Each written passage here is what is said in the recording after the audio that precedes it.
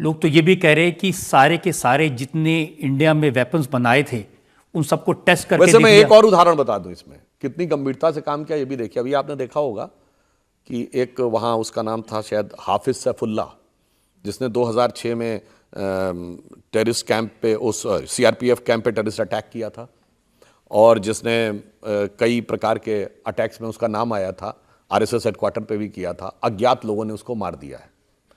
अब देखिए ये क्या होता है कि जब वहां की सरकार का बुलंद इकबाल बुलंद की बजाय जमींदोज हो जाता है तो कुछ ऐसा होता है। तो जो हमारे यहाँ काम किया जाता है, लोग भी आपकी पार्टी के भेजे नहीं, हमें नहीं पता कौन है, हमें नहीं पता कौन है। इसके लिए मैं बताऊं क्या होता है। आप में से जो लोग उत्तर प्रदेश और मध्य प्रदेश के रहने वाले होंगे तो बुंदेलखंड में एक आल्हा गाया जाता है, आल्हा उदल का नाम सुना होगा। तो आल्हा में एक लाइन है कि बड़े लड़ैया मोहबे वाले जहकी मार सही ना जाए, और एक का मारे दुई मर जावे, तीसर खौफ खाए मर जाए। तो आप देखिए, एक ऑपरेशन किया, जैसे मोहम्मद लश्कर तैयबा फिनिश, अब पता नहीं खौफ खा के वो कहां से मर गया, हमें क्या पता। ब्रह्मोस के बारे में मैंने कमेंट देखा, पाकिस्तान ने कहा कि मोदी जी से हमें एक ब्रह्मोस भेज दो। कितने का है? उन्होंने कहा पता बता दो, फ्री में भेज देंगे। नहीं, आपको ध्यान हो, जो जैश ए मोहम्मद का हेडक्वार्टर है जिसका नाम मरकज सुभान अल्लाह था, तो ऐसा मोदी जी ने ब्रह्मोस भेजा कि एक दौर था वहां से बैठ के आतंकी हमले होते थे। दिल्ली, मुंबई, चंडीगढ़, गुवाहाटी, चेन्नई, लखनऊ, फैजाबाद, वाराणसी, जयपुर, सूरत, नागपुर। बताइए कोई ऐसा इलाका था जहां आतंकवादी हमले ना होते हो? आतंकवादी हमले होते थे और मरकज सुभान अल्लाह में बैठ के सुभान अल्लाह बोलते थे। आज मोदी जी ने ऐसा मारा है कि वहां बैठ के या अल्लाह बोलने की नौबत आ गई है। जनता में से एक सवाल ले सकते हैं इसमें। पहलगाम हमले के बाद जब भारत सरकार ने पीओके में आतंकी अड्डे तबाह किए तो राहुल गांधी जी ने कहा था कि हम भारत सरकार का फुल सपोर्ट करेंगे, लेकिन ऐसा क्या हुआ कि बाद में राहुल गांधी पलट गए?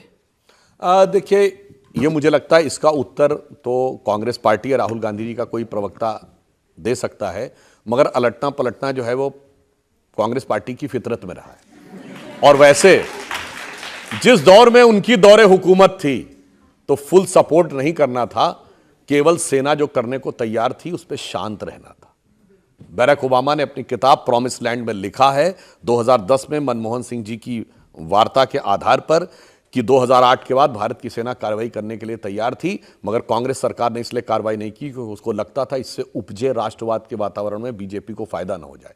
और राहुल गांधी जी तो वह व्यक्ति हैं जिन्होंने 15 जुलाई 2011 को उन्होंने कहा आतंकवाद को तो पूर्ण रूप से रोकना संभव ही नहीं है, it's impossible to stop terrorism at all the times. मगर आप देखिए, मोदी जी की सरकार आने के बाद पूरे भारत में जो आतंकवाद होता था, दक्षिण कश्मीर के 4 जिलों तक उसको सीमित करने में सफलता हासिल की है। इसलिए मैं कहना चाहता हूं प्रधानमंत्री मोदी जी के लिए, कांग्रेस पार्टी से विरोध मत करो, अगर सपोर्ट करना है तो पूरी तरह सपोर्ट करो, मेरी हिम्मत को सराहो, मेरे हमराही बनो। मैंने एक शम्मा जलाई है हवाओं के खिलाफ। बिलावल भुट्टो फॉरेन मिनिस्टर रह चुके हैं, वो कह रहे हैं कि रात के अंधेरे में क्यों मारा? रात के अंधेरे में तो चोर आके मारते हैं। इसीलिए जयशंकर जी ने बताया कि हम चोरी छुपे नहीं, सीना जोरी के साथ मार के आते हैं। और किसको मारा? किसी को नहीं मारा, सिर्फ आतंकवादियों को मारा।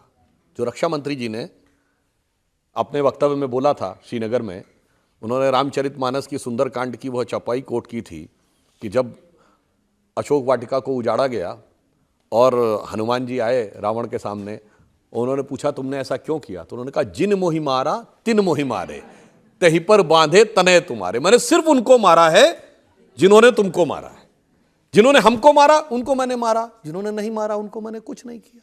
अब एक और बात बताऊं, जो लोग कहते हैं ना थोड़ा रुके क्यों, अब देखिए रामायण से ही आप शिक्षा लीजिए। जब लंका दहन करके आए हनुमान जी और अशोक वाटिका उजाड़ के, तो हनुमान जी में ही शक्ति थी कि वही सब पूरा काम निपटा सकते थे, और ये सत्य भी है। जब सीता जी के सामने वो आते हैं और वो कहते हैं कि बस हम 1 महीने में आपको ले जाएंगे, तो वो कहती हैं कि भाई तो राक्षस तो बहुत बलवान है, बानर तो सब तुम्हारी तरह हैं। वो कहती है ना, है सुत कपि सब तुम्हें समाना, जात उधार अतिभट बलवाना, मोरे हृदय परम संदेहा। तो हनुमान जी क्या कहते हैं, सुनि कपि प्रकट कीन निज देहा। फिर वो देह क्या दिखाई थी, कनक भूधरा कार शरीरा समर भयंकर अतिबल बीरा।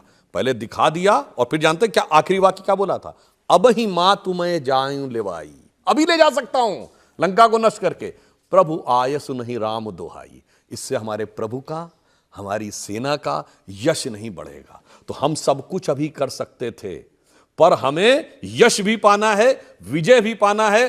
और जो मोदी जी ठंडे दिमाग से काम कर रहे हैं, देखिए आप सबने सुना होगा कि सिंध में, पाकिस्तान के सिंध में, शायद कल की बात है या परसों की बात है, वहां के होम मिनिस्टर का घर जला दिया गया, वहां का मिलिट्री का कॉन्वॉय रोक लिया गया। वीडियो अवेलेबल है जिसमें वो कह रहे हैं कि हम दुश्मन से लड़ने जा रहे हैं, वो कह रहे हैं दुश्मन तो तुम हो। वहां ऐसे नारे लग रहे हैं, कल बना था बांग्लादेश आज बनेगा सिंधु देश। क्यों? आपको कारण पता है कि जो पानी रोका है ना, पानी रोकने से क्या हुआ है, अब उसमें एक बहुत टेक्निकल बात, लोग कहते हैं साहब डैम नहीं बना है, बिल्कुल डैम नहीं बना है, मगर इंडस सिटी में एक और काम यह किया है कि हाइड्रोलॉजिकल डाटा देना बंद कर दिया है।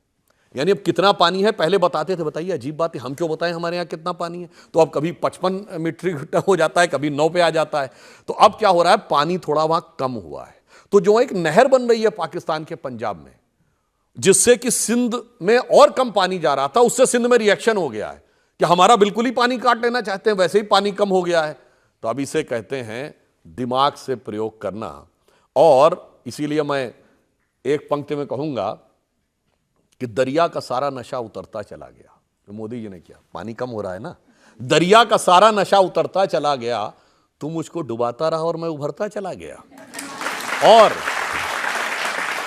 पाकिस्तान की सेना के लिए इसके आगे की लाइन है, वो पैर भी तो झूठ की करता चला गया, बस उसका चेहरा उतरता चला गया।